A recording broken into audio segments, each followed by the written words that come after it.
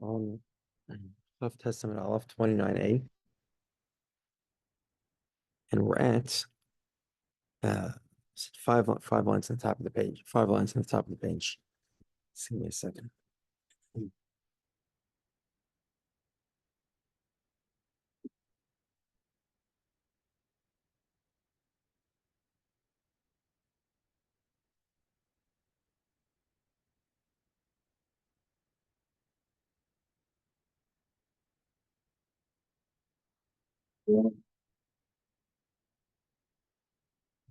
Tell Steve is not here.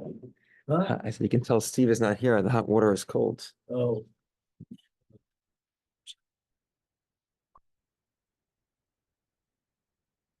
Hey, so where are we? El Omar Rova. 5 lines on the top of the page.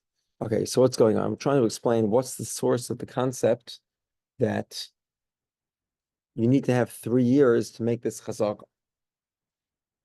After 3 years, you're the presumptive owner, even without a document, as long as you have an explanation of how you got the property.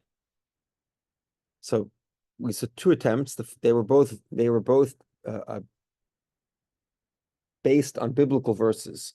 One was the concept of a shor hamud, the habituated ox, and the second one was the example of the prophet Jeremiah, who stands in the 10th year and he tells everybody to write documents because they would be exiled by the 12th year. So you only have the 10th and 11th year to live there, not the 12th year.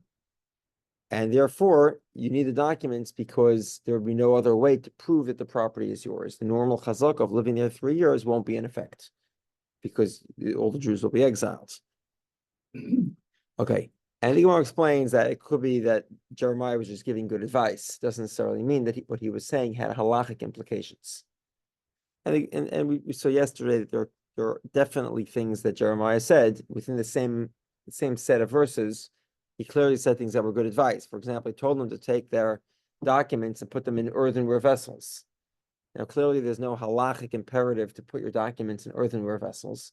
He was giving good advice. Similarly, even if they were to it could be even if chazaka did exist for 2 years, let's say, and they would be able to make a chazaka, Jeremiah is saying that because you're going to go into exile for 70 years, it's probably best to keep a document anyway. And now we get to Rava. So Rava tries to give another explanation. The Gemara sort of has a few iterations of Rava before we sort of nail it down in a very specific way. So Elam Rava. Rava explains.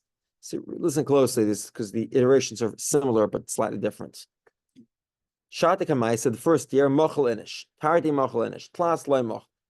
A person will forgive his friend from occupying his property for a year or 2 years. 3 years he won't forgive. And therefore, if he was there for 3 years, he's forgiven it. So Abai says, 1 second, if you're talking about forgiveness here, then let's say the original owner proves that the property is his. The guy who's on the property is an imposter.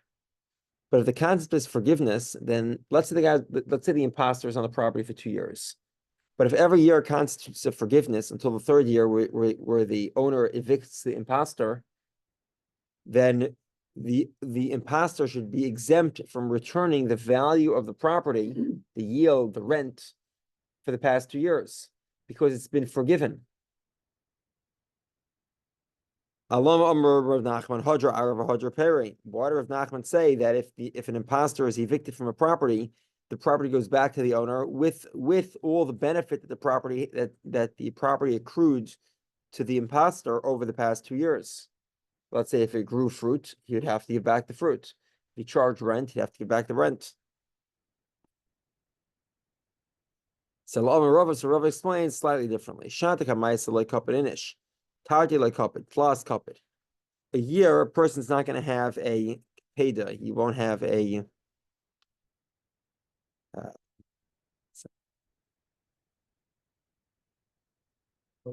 it says here. He's not as exacting with his friends. For a year or 2 years, he won't be exacting. He won't tell him to get off the property immediately. But 3 years shows if the guy's on the property for 3 years, it is the case that the owner should be evicting him. The fact that the owner is not evicting him indicates that actually the property was sold and to the guy who's on the property. So Abai says, if that's the case, it's dependent on how exacting people are. So we get to another famous Talmudical family. The house of Bar al Yashiv. The Kapti, these people are extremely exacting, with all their partners, all their customers and clients. Even on a guy who trespasses, they yell and scream at him. If that's the case, then imagine somebody trespasses on the family of Bar al Yashiv. Would that constitute a chazaka? Meaning this would be proof that the guy owns the property. Because if he didn't own the property, they'd yell and scream and shoot in the air. If you'll say, Hachanami, maybe indeed, that is correct. Maybe the family of Bar al Yashiv, then yeah, if a guy walks across the field, there would be a chazaka. That would be a proof that he actually owns it. Because if he didn't own it, they yell and scream at him. You're giving a measurement that is dependent on approximations. Because, in other words, for certain people, this would constitute a chazaka. Ela Amarava, so Rava says another possibility. Shad kamaisim mizdar and ishmishtari. Parti itlas mizdar tfei lo mizdar. So Rava finally gets to the last iteration. He says the first 2 years, people are careful to watch their document. After 3 years, they begin disposing of it.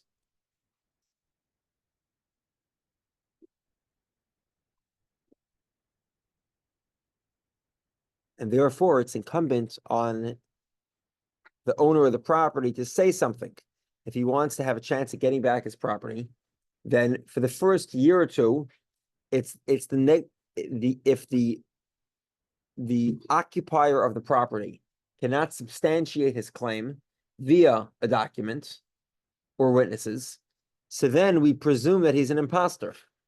He doesn't actually own the property, he's a thief.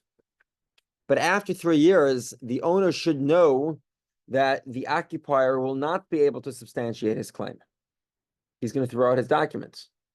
And therefore, by choosing not to protest until after 3 years, the man who claims to be the owner, his case becomes much weaker. Because now the occupier has the upper hand because he's the presumptive owner, since at that point he's presumably thrown out the documents. Makes sense? Yeah. If he has a nice clay jar, he's throw it out. Yeah, well, the idea is if he didn't know he's going to exile in the next 70 years, then he probably wouldn't be keeping it in clay jar. And he has to have an extra clay jar around his house. He usually keeps it, on his kitchen, but the problem is there's rats all over the place. Right. And they'll be eating it. Okay. Abai says if that's the case, so Abai says if this is the case, then the protest should have to be in front of the owner, of the occupier. The man who claims to be who claims to be the current owner should have to protest in the face of the occupier, so that the occupier knows to keep on to hold on to his documents.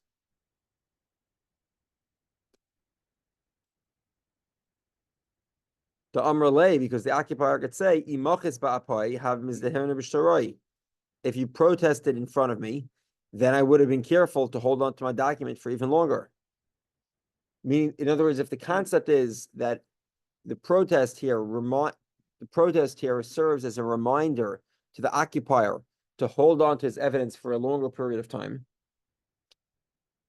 If that's the case, then you should have to do it in front of the occupier. How can you get away with doing it not in front of the occupier? The Gemara says the Amarle, because the owner says the occupier, Chavra Islang, my friend has a friend, and your friend, and your friend's friend, Chavra Islang, is friends with my friend's friend. Okay. So therefore, any type of protest is sufficient because that is a protest in front of his face. Because the information will get back to him. Okay. Now a little bit on the more on the specifics, technical details. Rav Huna says, Shalosh Shanim Sha'amru. These 3 years, Hu Sha'achon Resufais. They must be what is this? What's the word here? One after another. Occupies, the sages say, occupies establish a chazaka to do so. Only if the occupant used the property for 3 consecutive years. That's the word. Consecutive. It has to be consecutive years, and not only does it have to be consecutive years, it has to be consecutive days. You have to you must be there or make your presence known consecutively for the entire period. So the Gemara says, "My kamash malan." What's like? Okay, obviously the Mishnah says it. The Mishnah says 3 years, day to day, right? July 24th to July 23rd. After 3 years. So the Gemara says, I would think maybe the 3 years means 365 times 3 days, right? So what is that? That's 190 days or so. 180 days. 1,095 days. Right? Yeah. 1,095 days. It should be 1,095 days is the number, but it doesn't have to be consecutive. It could be any 1,095 days. The mission is only telling you that it has to be 3 consecutive years, meaning 1,095 days. But it does not need to be. It does not need to be consecutive days. Even if let's say there's a few day gap, but as long as you made up the time afterwards, a total of 1,095 days. Then you'd be fine. So it says Rav Huna, no, it's 1,095 and it's consecutive, one after another. Rav Chama explains, Rav Huna agrees, but asked you to move ribagi in a place where the property is laid fallow. Okay, so depending obviously on what you're planting, what you're growing, and if you have modern fertilizer,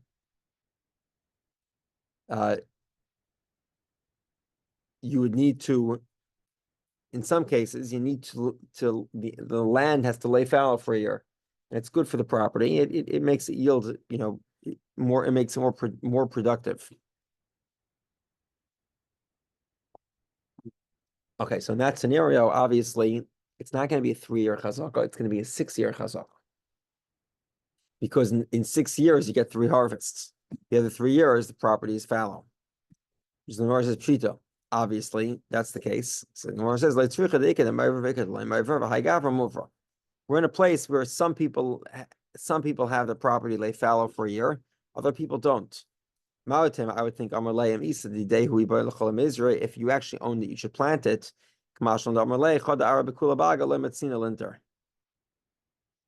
He says, look, I'm not the only one who's laying it fallow. And if you make me work the property every year, besides the fact that I won't get good yields, I'll also have to pay for a watchman to watch it because nobody else's properties are growing or in bloom.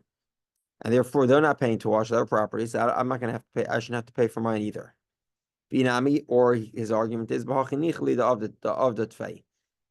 it's better for me to use the property by having it lay fallow every other year because it's more productive that way. Okay, Tanan. We're going to the Mishnah.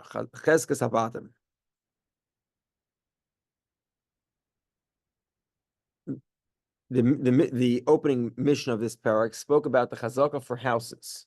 Here's the catch. Okay, so we know somebody lives there by daytime.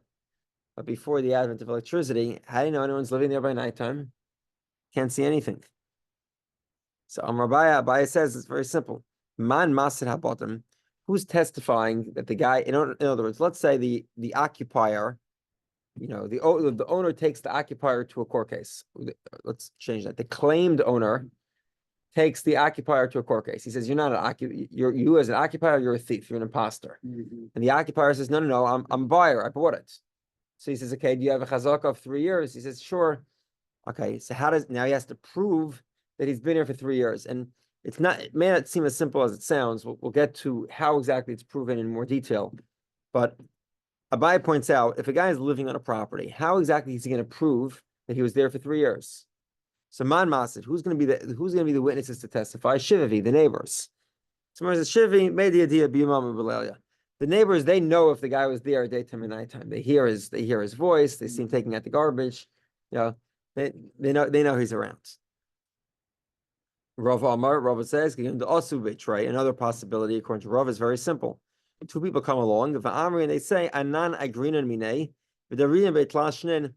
we rented the property from the occupier, who the owner is claiming is an imposter, for 3 years, and we paid him rent every month. And we were occupying the property nonstop over 3 years. Okay. So that's another way to prove that a house was used at nighttime. Wait, what was it? Because the question we started was, if you have to use the property for 3 years straight.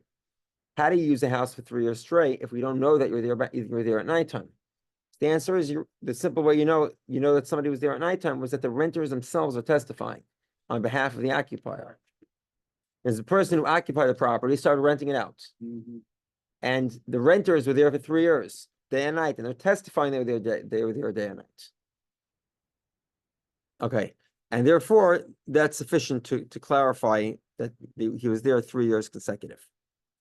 Okay, Amalei Rav Yemer Ravashi. So Rav Yemer says to Ravashi, there's a problem here. Hani Noigen Be'idusanin. How can you rely on the testimony of these renters? These renters, we call them a Negea Be'edus. They have a vested interest in their own testimony. What's that? If they don't testify on behalf of the occupier, Amrina lahu, we will tell the renters, Zilu Havuli Agar Beisalahai, go pay the rental money to the guy who claims to be the owner. As if the occupier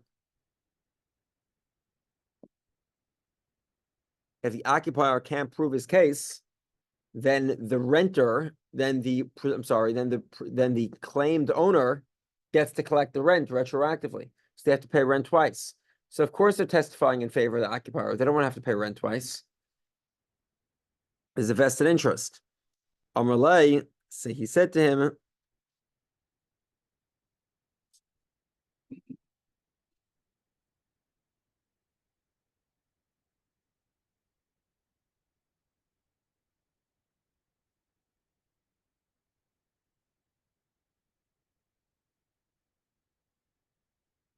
he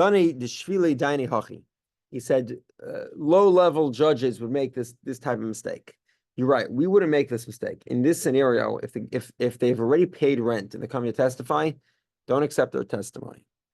Okay, what I'm referring to, they had a 3-year lease, and they came at the end of the lease holding bags of cash.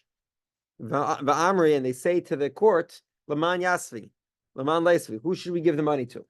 So in this case, they're not going to. They did not even pay rent once, and they have the bags of rent, and they're saying to the court, "Look, we're here for 3 years. You tell us who to pay the money to." And therefore, there's no vested interest. Marzutra explains, okay, so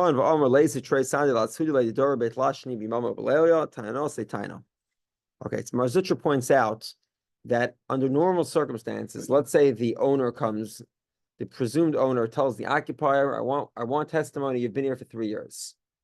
So he has to prove he was there for 3 years by day. Let's say the presumed owner, the claimed owner, he says, look, I was here 2 years ago at nighttime, and I looked around the house, and I didn't see anybody inside. Therefore, I don't want you to just prove to me that you were there by day. I want you to prove you were there by day and by night. So Gemara says, this is a valid argument.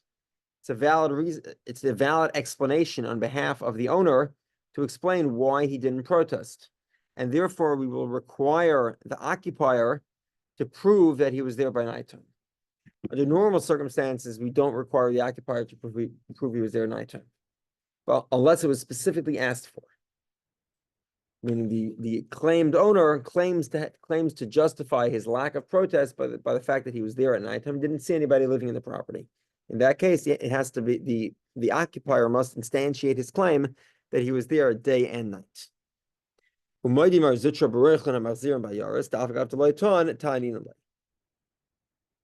Okay, so these are peddlers. They would peddle their wares that go from town to town. In that case, they come home every now and then, not that frequently, and they're usually home at nighttime before they head out on their journey. So if the claimed owner is a peddler, so therefore we argue on his behalf. We tell the occupier, go prove that you're there day and night.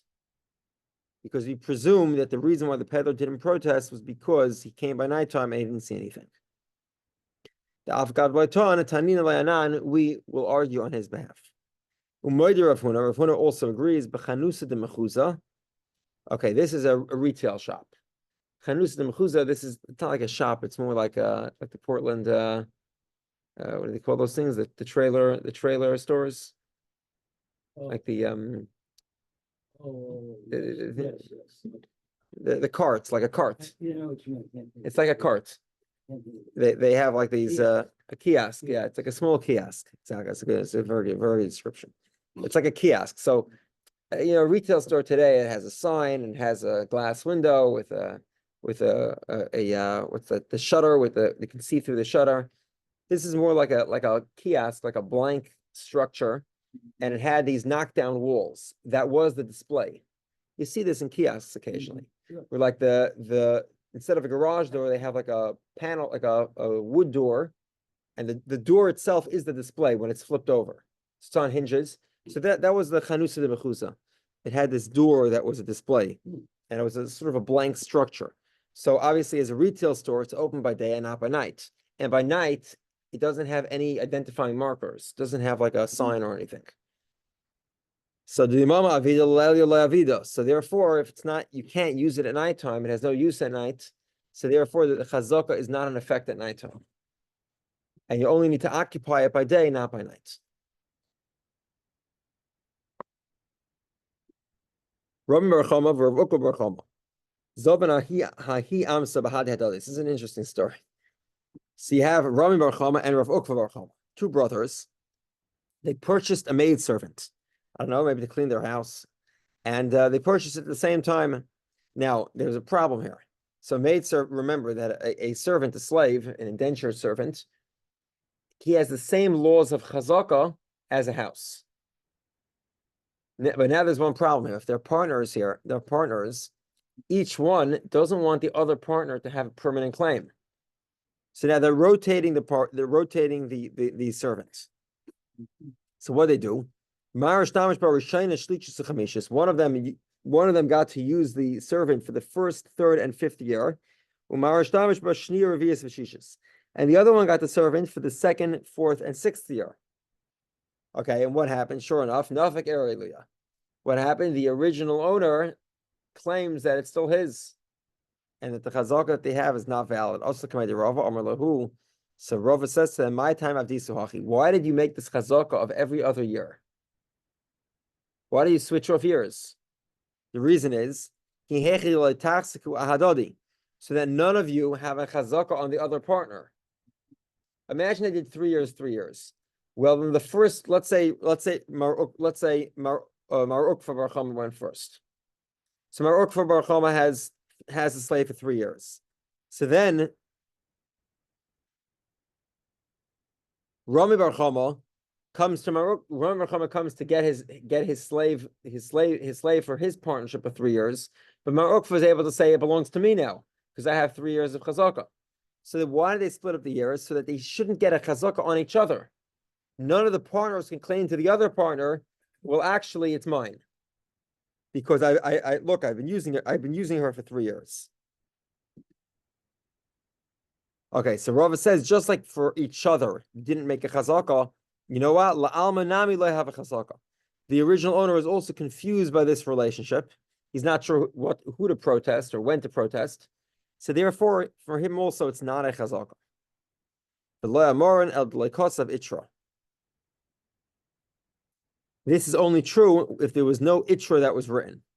Okay, we'll go with one of the explanations of the Rashbam. I really should point out, I forgot to point it out at the beginning of today. I don't know if you noticed, but on Chof Tes Amud Aleph, right at the top of the page, was where Rashi passed away. So Rashi only wrote his commentary on the first 28 daf of Mesechus Bava Batra.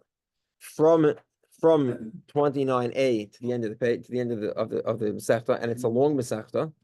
It was written by Rashi's grandson, the Rashbam. Okay, now obviously you can just like we had when we learned Masechtas and Dor and Masechtas Nazir. Rashi wrote very briefly. Rashi did not write a Nazir at all, actually, and Rashi wrote very briefly on a Dor. Nazir was the commentary known as Rashi seems not to have been written by Rashi in Masechtas Nazir, and Rashi did not write an Adarim at all. The Ran, another relative, wrote on Adarim, and Taisvis wrote on Nazir. Taisvis wrote a Rashi on Nazir, so he combined his own explanation with Rashi, and similar to the Ran, the Rashbam, also his explanation of the Talmud is much more complex than Rashi. Rashi always was very simple and concise, and tended not to bring multiple opinions, a few exceptions. The Rashbam is not like that. Much more, he's much more akin to a Tosafist than Rashi. So when we go through, I'll try to sort of pick out the explanation the Rashbam prefers instead of going through all the explanations. Okay, so with this arrangement of alternating, there's a claiming it's there, is that it's doing it every other year. Is that real owner? So according to the first opinion, no, it's not. No. So basically, the first thing that happens, Rava rejected this chazaka. He said, just like you didn't make chazakas for each other, each one of you can't make a chazaka on the other one because you're alternating. So too, for the original owner, it's also not valid. You don't get any credit. Was that correct? Well, he can. It's not a land. He can collect his slave back. Oh, his slave. Slave, same idea. He can get his slave back, absolutely, unless they wrote an itra. Okay, so what's an itra? An itra is a document that specifies the relationship between the partners. So some partnerships, it's 50-50, and there's no document that specifies how it works. An itra is a document that specifies how the partnership works. So if an itra was written, so then the three years makes it a chazaka. Why? Because once the partnership document is written, everyone knows about it. And therefore, the 3 years is the 3 years, even though it's really one, and one, right? So one guy had her for 2 years, the other guy had her for 1 year. The chazaka is still valid because people understand that it's really one long chazaka of two partners. Okay. There's a kollel, there's a rumor, and that's sufficient. Amar Rava says, Achla kula chutzmi beis roiva, kana kula chutzmi beis roiva. Rava says, if a guy eats the entire field except for a base roiva, in other words, he bought a field, purchased a field, and a small section of the field he didn't use. So then what happens? Kana kula chutzmi beis roiva. He has a chazak on the whole field except for the portion he didn't use. So Amar Rav Yeshua says, that's only true if you're able to plant it, meaning that section of the field was farmable. You were able to farm it. But let's say that area was an area of cliffs and rocks, so you couldn't farm it in the first place. So then you do acquire it by farming the rest of the property. Agav ara, alongside the rest of the property that you farmed. Maskel for Rabbi the son of Abiah says, let's say a guy buys a property that is rock. It's not farmable. So then how in the world are you supposed to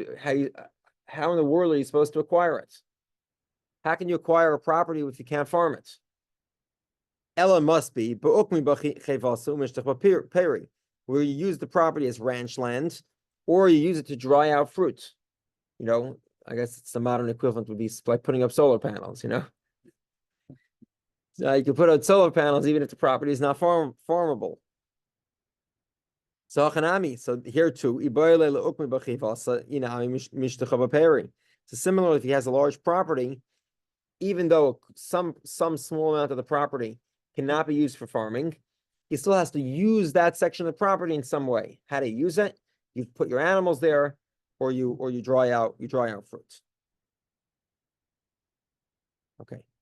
A guy says to his friend, he says, "My bias behind base." So, excuse me, occupier, what are you doing in my house? So the guy who's claiming to be the original owner tells the occupier, "What are you doing here?" He says, "You're asking me what I'm doing here. I bought it from you, and I've been here for 3 years." He says to him,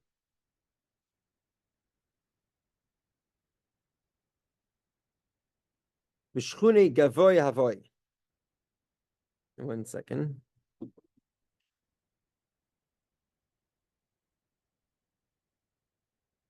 He says, I lived in the inside, in the inside of the house, in the inside courtyard. Meaning there were a number of courtyards here, and one of them was a shared courtyard. So the guy says, look, I've been living inside the shared courtyard opened up to a private courtyard. He says, I've been living in the private courtyard. I've seen you in the shared courtyard because it's a shared courtyard. But I never realized, I didn't realize that you were in my house that was next door to me, because I kept on seeing you in the outside courtyard, and I thought that you were here because you owned a different property in the shared courtyard. So I never understood that you were actually occupying my empty house. Also, Commander of Nachman. So he went in front of Rav Nachman. They had the question. They asked him the question. Amrleis, he said to him, "Zil bror achiloscha."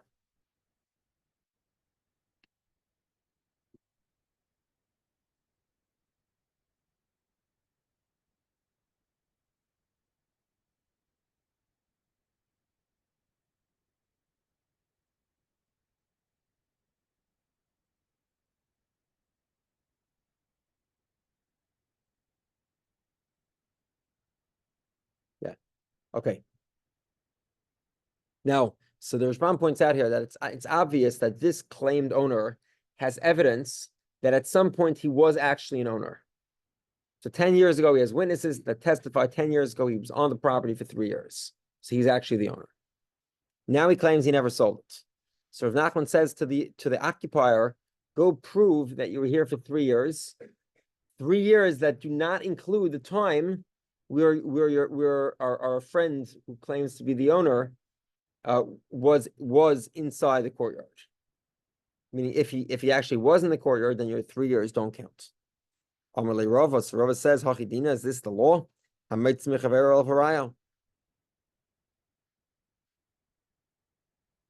It should be because the occupier has been on the property for 3 years.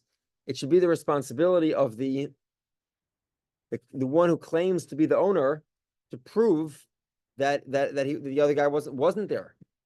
So why is it the occupier's responsibility to bring proof? It should be the claimed owner's responsibility to bring the proof.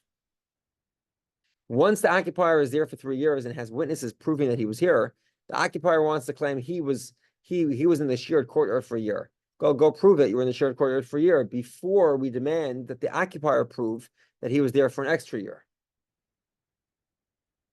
Okay. We'll sort of sidetracks here. We'll stop.